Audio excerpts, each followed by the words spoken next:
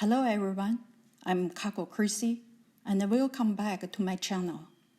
Today, I will be discussing what jade is and how to identify ancient jade. In Chinese, jade is referred to as yu, which means beautiful stone. Our ancient ancestors discovered jade in riverbeds nearby. It was harder than most of the stone, not easy to break, and had a translucent quality. The more you use it, the shinier it became. Jade was believed to have the power to ward off enemies and negative spirits. Ancient people considered it the essence and energy source of the earth. This belief in the mystical earthly and spiritual power of jade has persisted for at least 4,000 years. Remarkably, archaeologists uncovered jade earring dating back about 7,000 years ago at Xialongwa site in the northern east part of China. This discovery marked the beginning of what we now refer as the enduring Chinese Jade Age in history. Our journey into the world of jade begins with the jade of Hongshan culture, which flourished about 6,000 to 5,000 years ago. Hongshan, the descendant of Xialongwa culture, played an important role in bringing the jade artwork to their first peak during the Neolithic era. Now, have you ever heard the claim that 99.9% of Hongshan jade on the market is fake? This statement has circulated widely, especially due to some misleading Hongshan jade books and exhibitions. This misinformation has left many people confused and wary of anything labeled as Hongshan jade. Moreover, most of the museums don't even display a single piece of Hongshan jade. So the question arises, is Hongshan jade truly difficult to understand? But regardless of Hongshan jade, our first task is to correctly identify jade piece. Remember, correctly identify jade isn't our sole goal, but it's a crucial first step in studying and collecting jade. Before we delve into specific case studies, let's clear the path ahead. How to identify genuine ancient jade pieces.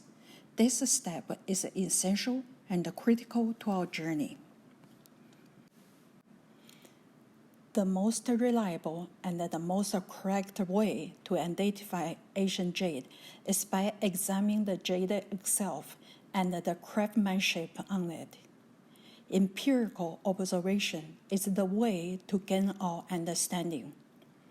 This process can be broken down into 4 components: jade material, stance, shape, design, and craftsmanship. You can refer to my book, Jade of the Shang Dynasty, for more detail on this section.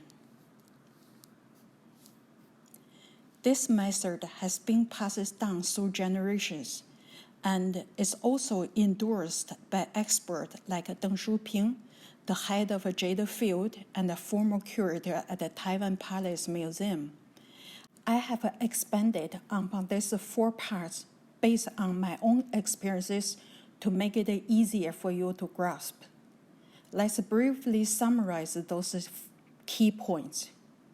First one, jade material.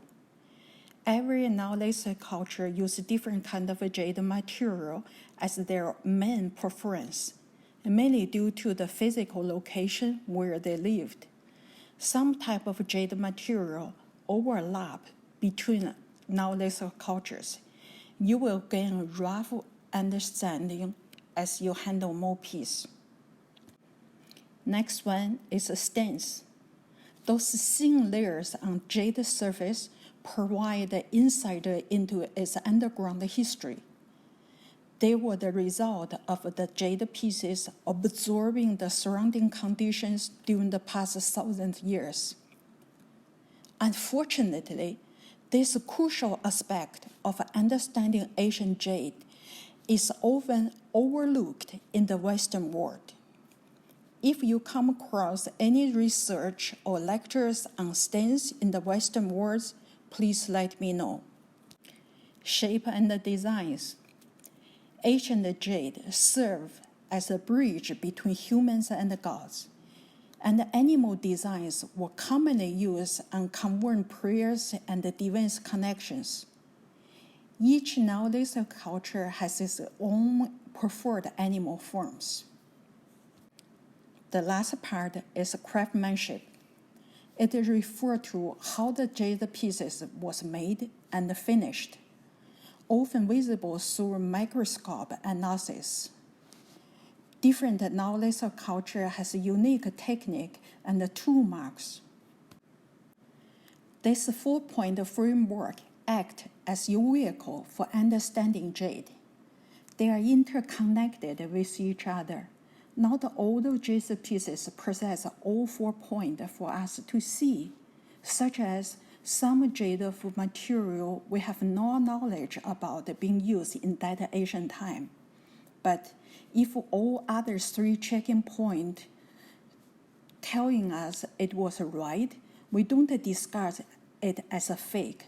We put it aside, wait for next evident case come to our way, and then we will say, aha, that is.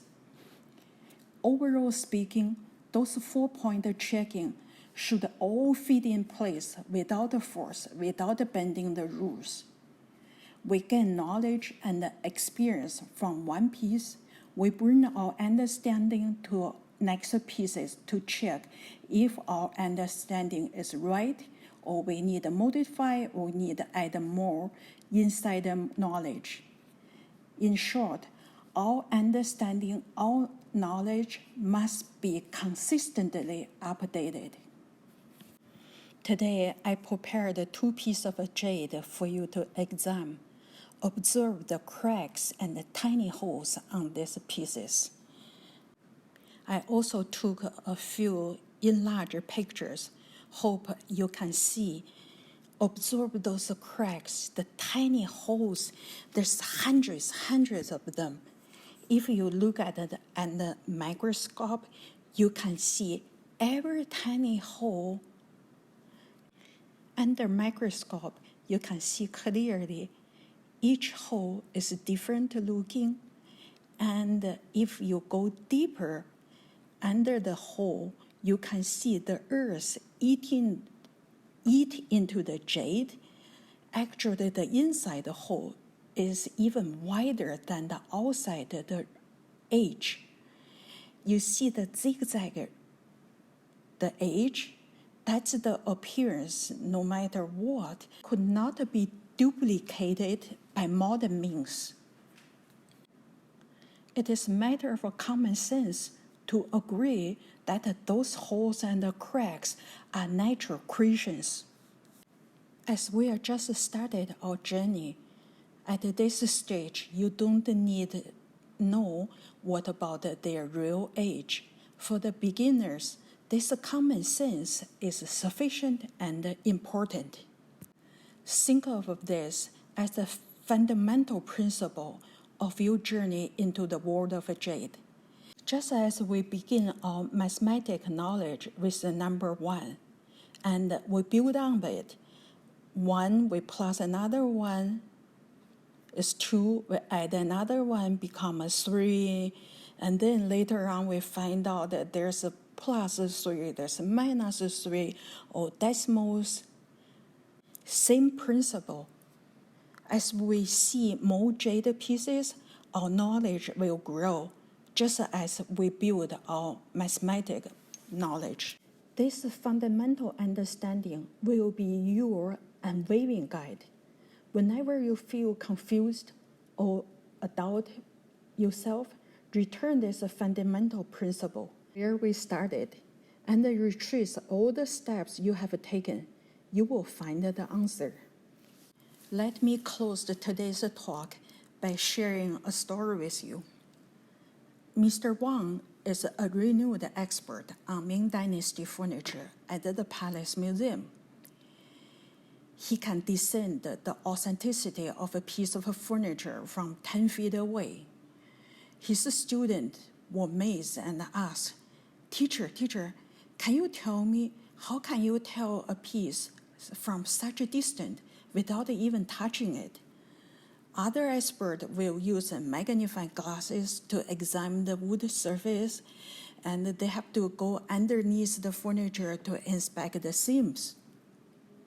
Mr. Wang replied, I see the qi, the analogy the piece emitting. Every general piece is alive. I concur that the general pieces are alive. Here I want to say, if a piece of furniture from the 17th century can emit its qi, its energy, I assure you that the ancient jade pieces were crafted to connecting with the God from the beginning. The jade smiths engraved their soul into it, and the qi from the jade piece is much easier for you to perceive than that piece of furniture. By following these steps, just like learning to drive, it may seem daunting at the beginning, but with practice, it becomes more manageable and easier.